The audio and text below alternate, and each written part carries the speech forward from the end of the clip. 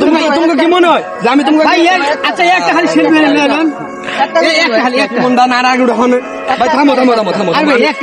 আগে শোনো আমার কথা, শোনো কথা শেষ করতে দাও। আমি তোমাদেরকে মনে করলা যে ফ্রি ফ্রি কিছু দেই না। আমার কি নাম হচ্ছে থটসঅফ লেউরার ভাই। আমি ভাই সবার মনে অনুপ্রেরণা দেয় কি লোভনীয় অনুপ্রেরণা, বুঝতেছো আমার কথা? তাহলে আমি সব মাধ্যমে সবাই এই যে তোমরা আসতেছো কিসের জন্য আমার কাছে আসছো? একটা সেলফি অনুপ্রেরণার কারণে আমি তোমাদের মাঝে অনুপ্রেরণা ছড়াইছি। এটা আগে বুঝতে হবে কিসের অনুপ্রেরণা ছড়াইছি। লোভনীয়, হ্যাঁ লোভনীয়। যেমন এই যে তোমাকে আমি একটা বোঝাই, এই যে এখন এটা আমি কি করবো জানো? খেলা দিবেন না, এটা আমি বিক্রি করবো।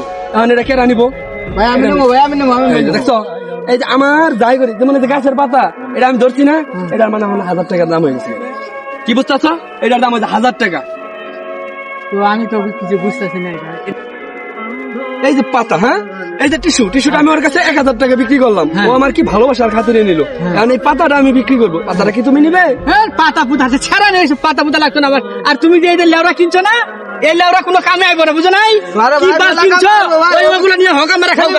হ্যাঁ সেলিব্রিটি হগা মারা খাও, এটা লাগতো না আমার। ওর তো খালি টাকা কামানি ধান্দা, ঠিক আছে? ওর তো কোনো অনুপ্রেরণা নাই।